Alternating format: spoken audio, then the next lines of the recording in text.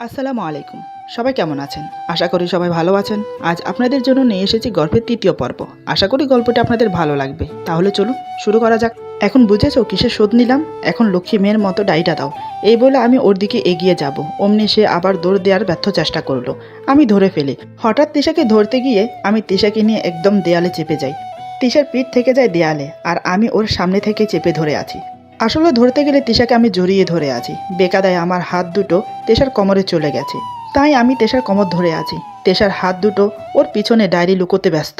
ওর বুকের সাথে আমার বুক মিশে একাকার হয়ে গেছে। তেষার মুখের গরম নিঃশ্বাস আমার বুকে পড়ছে। এক পর্যায়ে বলতে গেলে আমরা আলিঙ্গনবদ্ধ অবস্থায় আছি। তেষার লজ্জায় মাথা নিচু করে মুখ লুকোনোর চেষ্টা করছে। এছাড়া আর কিছুই করতে পারছে না।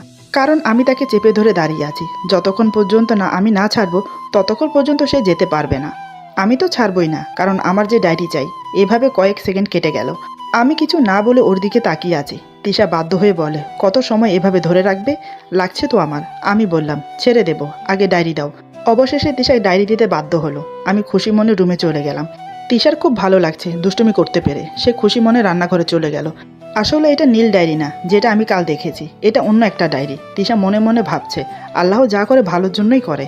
ভাগ্যিস আজ নীল ডায়েরিটা লিখতে বসেনি। তবে এই ডায়েরির মাঝেও ওকে নিয়ে কিছু লিখেছি। সেটা পড়লে না জানি কি ভাবে। মনে মনে ভয় হচ্ছে। এমনিতেও ও আমাকে ভালোবাসে না। না জানি ডায়েরি পড়ে কি করে। মনে মনে এসব নিয়ে টেনশন করছে তিশা। আমি অফিসে আসার সময় তিশার লেখা ডায়েরিটা নিয়ে আসলাম। পাগলি মেয়েটা কি কি লিখে একটু পড়ে দেখার জন্য। আমাকে নিয়েই কিছু লেখে না অন্য কোনো মানুষ ওর জীবনে ছিল, আজ জানা যাবে। অফিসে এসেছি অনেক সময় হলো, প্রায় সব কাজ শেষ। আর কিছু কাজ আছে যা পরে করলেও চলবে। ব্যাগ থেকে তিশার লেখা ডায়েরিটা বের করলাম। মনের মধ্যে অনেক কৌতূহল কাজ করছে। যেই না ডায়েরি খুলে পড়া শুরু করব, সেই সময় আব্বু চলে আসলো। কিছু প্রয়োজনীয় কথা বলে চলে গেল। এবার ডায়েরি পড়ে দেখি। আমি ডায়েরিটা খুলেই চমকে উঠলাম। ডায়েরিটার নাম মুরাদ তোমাকে ভালোবাসে। বিরাট আকারে একটা ধাক্কা খেলাম।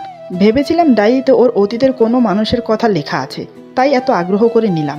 আর এখন দেখি ডায়েরিতে আমার ভালোবাসার কথা লেখা। নাকি মুরাদ নামের অন্য কেউ ছিল? যাই হোক, পড়ে দেখতে হবে। এখন পেজে লেখা, প্রিয় মুরাদ, ডায়েরিতে শুধু তোমার প্রতি ভালো লাগাগুলো লিখে রাখবো। জানি তোমার চোখে এই ডায়েরি কোনোদিন পড়বে না। যদি কোনোদিন খুঁজে পাও তবে বুঝতে পারবে তোমাকে নিয়ে কত স্বপ্ন বুনি। ভাবছো সামনাসামনি নাম ধরে বলি না, আর এখানে নাম ধরে বলছি কেন?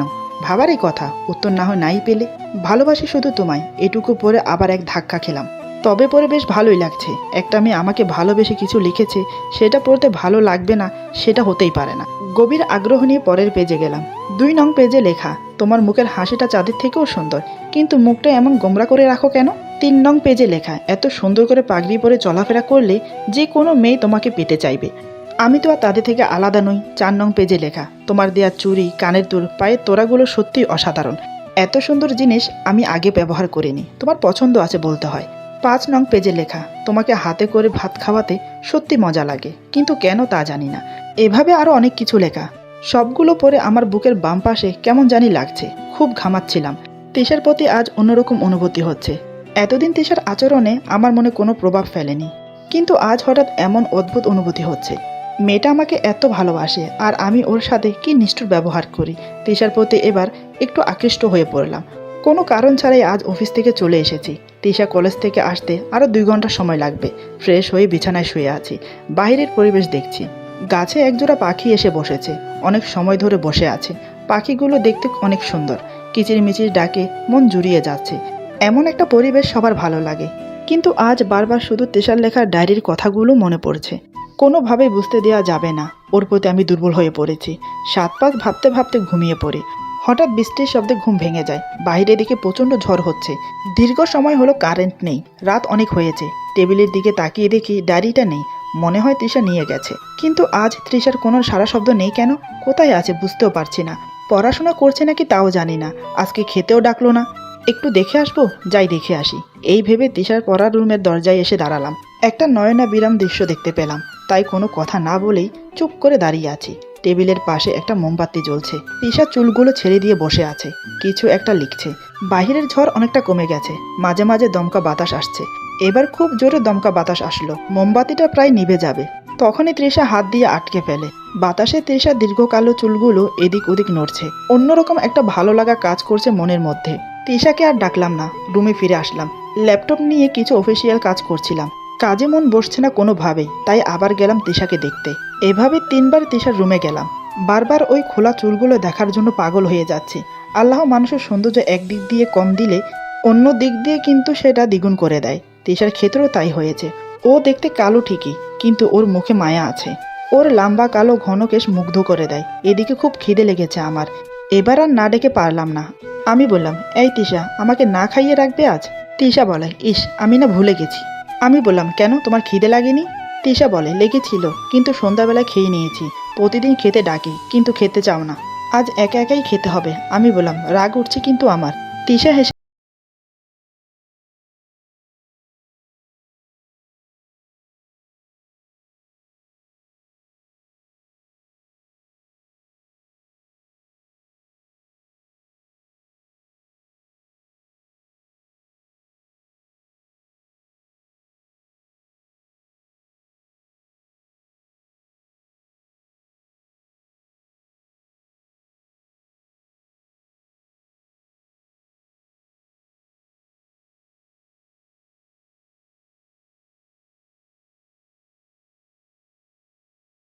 আজ তিশা কলেজে গেছে। কলেজ শেষ করে সাইমার সাথে কথা বলতে বলতে প্রায় রাস্তায় চলে এসেছে। এসেই দেখে আমি দাঁড়িয়ে আছি। তিশা খুব অবাক হয়ে যায়। কলেজে আসার পর থেকে আমি কোনোদিন ওকে নিতে আসিনি, শুধু একবার কলেজে দিয়ে গিয়েছিলাম। আজ হঠাৎ আসায় কারণ খুঁজে পাচ্ছে না। এমনিতে ড্রাইভার আসে ওকে নিয়ে যেতে। তিশা রাইসাকে নিয়ে আমার সামনে এসে দাঁড়ায়। তারপর রাইসার সাথে আমাকে পরিচয় করিয়ে দেয়। রাইসা বলে, ভাইয়া, আপনি তো আমাদের মাঝে মাঝে দেখতে আসতে পারেন। বাড়িতে না হয় দাওয়াত নাই দিলেন। আমি বললাম, তিশার সাথে আসতে পারো না? তিশা বলে, আমি নিয়ে যাব? আমি বললাম, হ্যাঁ, তুমি নিয়ে যাবে। রাইসা বলে, আমরা ছোটবেলার বেস্ট ফ্রেন্ড, বড় হয়েছে, এখনও আছে, আশা করি সামনেও থাকবে। আপনি আমাদেরকে একটু আড্ডা দেওয়ার সুযোগ করে দিতে পারেন, যেমন রাসূল হযরত আয়েশাকে তার সেহরিদের সাথে খেলার সুযোগ করে দিতেন। আর আপনি তো আমাকে চেনেনও না। আমি বললাম, বাবা, এ তো তিশার ওস্তাদ দেখছি। তিশা মনে হয় আপনার কাছ থেকে এমন শিখছে। রাইসা বলে, শিখবেই তো, এজন্য হাদিসে মোমেন বন্ধু গ্রহণ করতে বলেছে। আমি বললাম, আচ্ছা, কি খাবেন বলেন? রাইসা বলে, না, কিছু লাগবে না, আমি কি ফকির যে চেয়ে খাবো? হাদিসগুলো না দিলে তো আর এই কথাটুকুও বলতেন না। অভিমান করলাম। আমি বললাম, এই তো মহাবিপদ, জিজ্ঞাসা করলেও দোষ। ঠিক আছে, আমি কিনে দিচ্ছি। এরপর রাইসাকে বাদাম ভাজা, ফুচকা, ঝালমুড়ি কিনে দিলাম। তারপর রাইসা বিদায় নিয়ে চলে গেল। রাইসায় চলে যাওয়ার পর তিশা আকাশের দিকে তাকিয়ে কি যেন দেখছে। আমি অবাক হয়ে বললাম, এই পাগলি, আকাশে কি দেখো? তিশা আকাশের দিকে তাকিয়ে বলে, দেখছি আজ সূর্য কোন দিকে উঠেছে। আমি বললাম, আশ্চর্য, তুমি জানো না নাকি সূর্য কোন দিকে ওঠে আর কোন দিকে অস্ত যায়? তিশা বলে, জানি তো। আমি বললাম, তাহলে হেয়ালি করছো কেন? তিশা কোমরে হাত দিয়ে বলে, হেয়ালি করছি না। যে মানুষ এদিক মুখো হতে চায় না, সে আজ আমার জন্য এসে ওয়েট করছে। বিশ্বাস হচ্ছে না, তাই দেখছিলাম সূর্য কোন দিকে উঠেছে। আমি ওকে রাগানোর জন্য বললাম, আমার বয়ে গেছে তোমার জন্য ওয়েট করতে, এদিকে একটা কাজ ছিল তাই এসেছি। ভাবলাম তোমাকে নিয়ে একসাথে বাসায় ফিরি, তাই আসায়। এখন বলো, কি খাবে? তিশা গাড়িতে উঠে বসে বলে, কিছু খাবো না। বুঝতে পারলাম অভিমান করেছে। আমি মুচকি হেসে বললাম, এই, অভিমান করেছো বুঝি? তিশা বলে, না। আমি বললাম, তাহলে মুখ কালো করে বসে আছো কেন? তিশা বলে, কিছু না, এমনি। আমি আর রাগ ভাঙানোর চেষ্টা করলাম না, ওর পাশে গিয়ে বসে পড়ি। এভাবে রাগ অভিমানের পালা চলতে থাকে আমাদের মাঝে। আজ কয়দিন ধরে মেয়েটার আচরণ সুবিধার লাগছে না। ঠিকমতো কাছে আসে না, আগের মতো আর আবদার করে না। সামনে পরীক্ষা, তাই হয়তো, নাকি অন্য কিছু। আজ দুপুর থেকে একবারও কাছে আসেনি। সকালে বকেছিলাম, এজন্য হয়তো। পড়ার রুমে থেকেও কোনো শব্দ আসছে না। যাই, একটু দেখে আসি। রুমের দরজায় এসে দাঁড়িয়েছি, ভিতরে অন্ধকার। আস্তে করে দরজা খুলে দেখি তিশা জানলার পাশে চুলগুলো এলোমেলো করে দাঁড়িয়ে আছে। ভালোই লাগছে দেখতে। ফ্যানের বাতাসে পর্দা উঠছে, সাথে মাথার খোলা চুলও। কিন্তু ওর মুখের দিকে চোখ পড়তেই বুকের বাম পাশে ব্যথা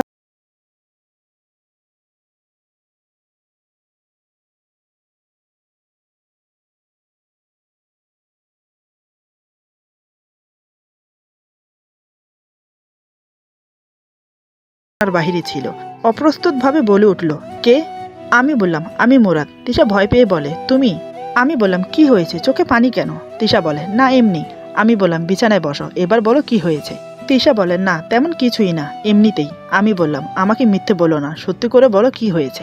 তিশা চুপ করে আছে। আমি বললাম, সকালে বকেছিলাম তাই। তিশা বলে, না। আমি বললাম, তবে? তিশা বলে, মন খারাপ তাই। তিশার কথা শুনে রাগ হচ্ছে, কিন্তু রাগ কন্ট্রোল করলাম।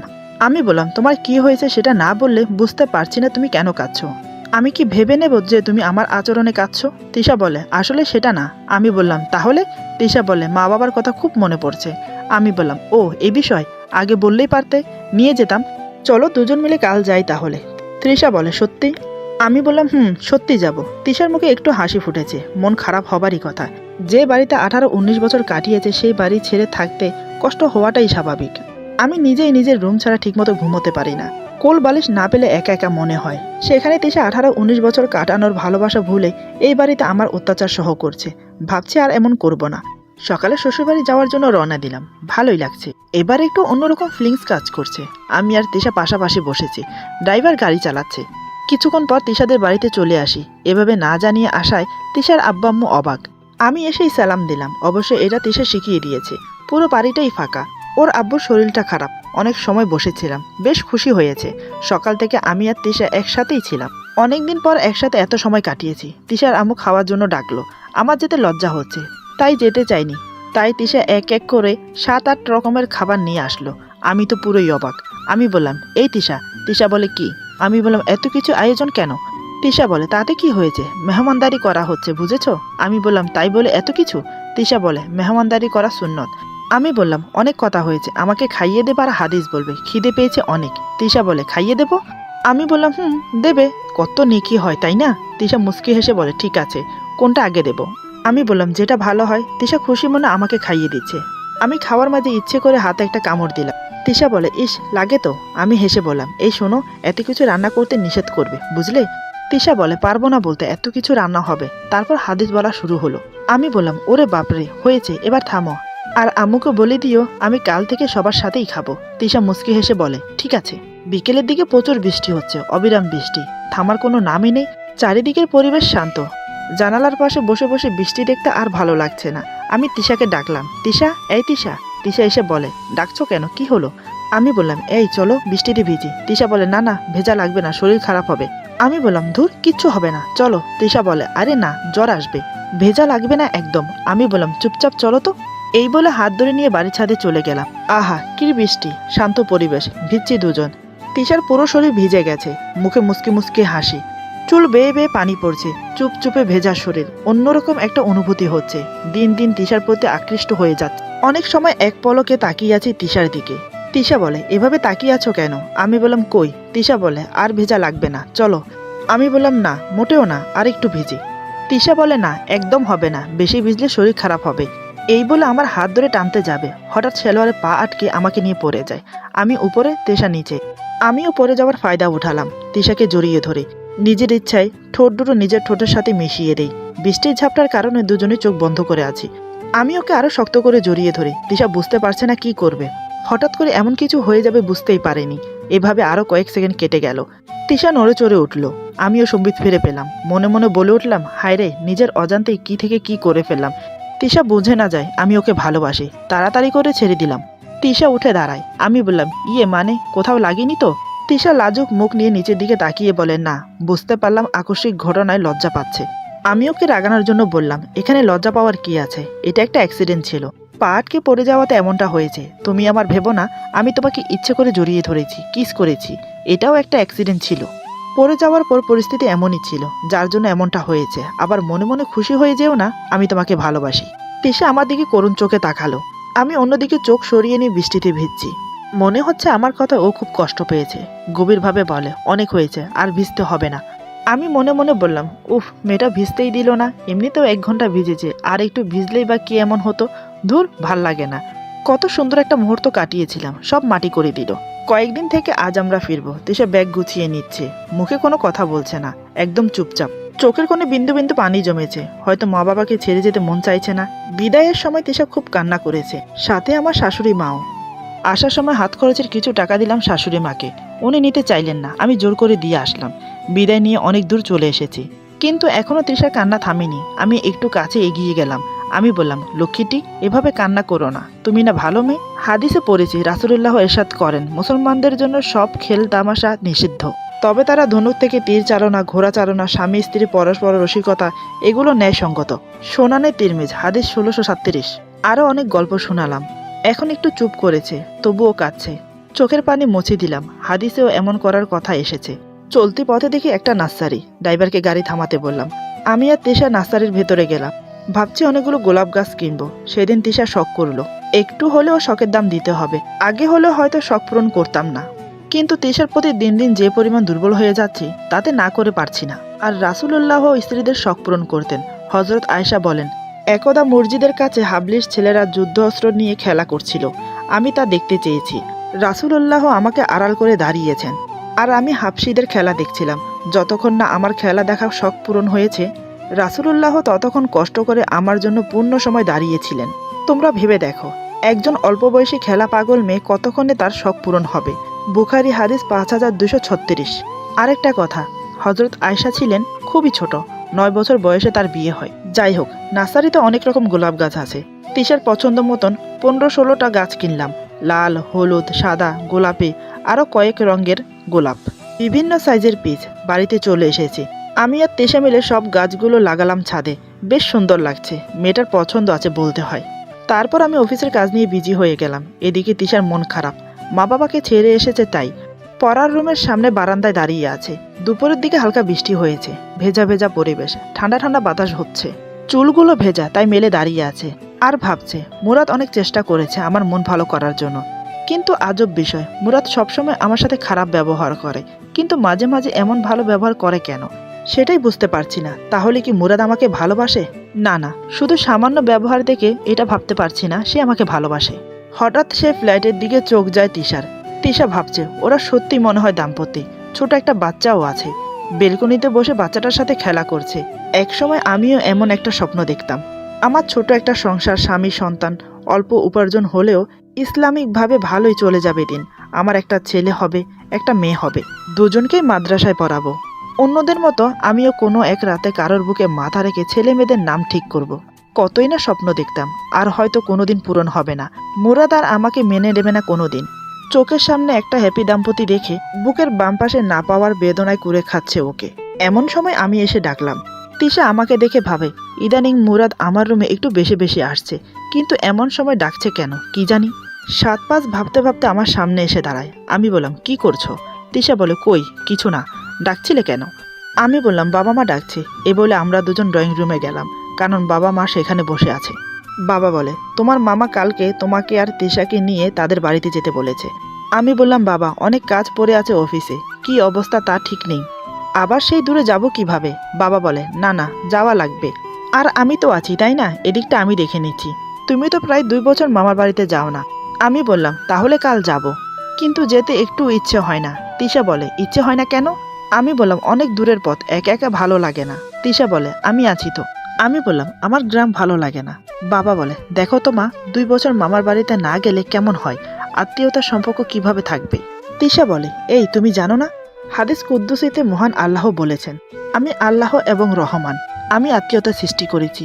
যে ব্যক্তি আত্মীয়তা সম্পর্ক রক্ষা করে আমিও তার সাথে সম্পর্ক রক্ষা করি, আর যে ব্যক্তি তা ছিন্ন করে আমিও তার সাথে সম্পর্ক ছিন্ন করি। আমি বললাম, এই আবার শুরু হয়ে গেল জ্ঞান দেওয়া। মা বলে, এত কথা না বলে সবাই চুপ করো। আর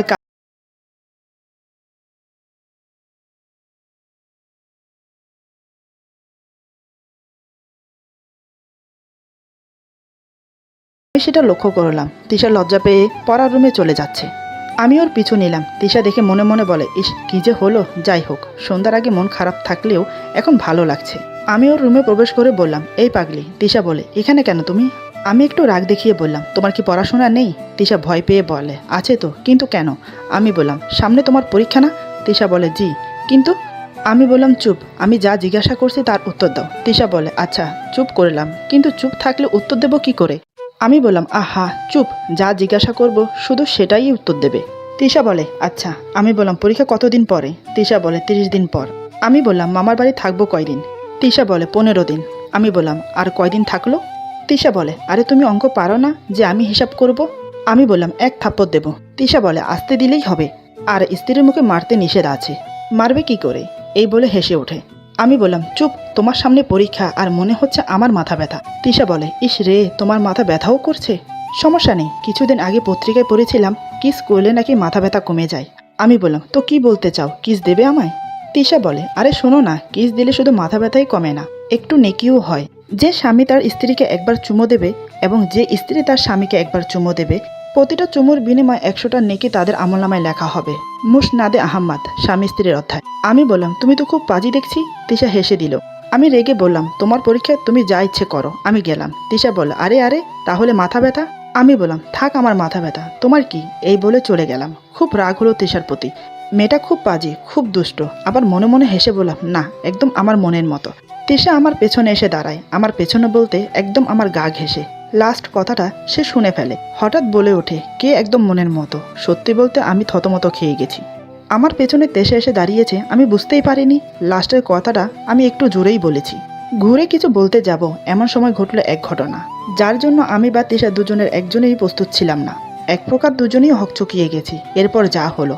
আজকের গল্প এখানে সমাপ্ত। গল্পের বাকি অংশ পেয়ে যাবেন আগামী পর্বে। আশা করি গল্পটি আপনাদের ভালো লাগবে। যদি ভালো লাগে তাহলে লাইক, কমেন্ট এবং সাবস্ক্রাইব করে আমাদের পাশে থাকুন। পাশে থাকা বেল আইকন প্রেস করে দেবেন, তাহলে আমাদের নিত্য নতুন ভিডিও আপনাদের কাছে পৌঁছে যাবে। সবাই ভালো থাকবেন, সুস্থ থাকবেন। আল্লাহ হাফেজ। জুম্মা মুবারক।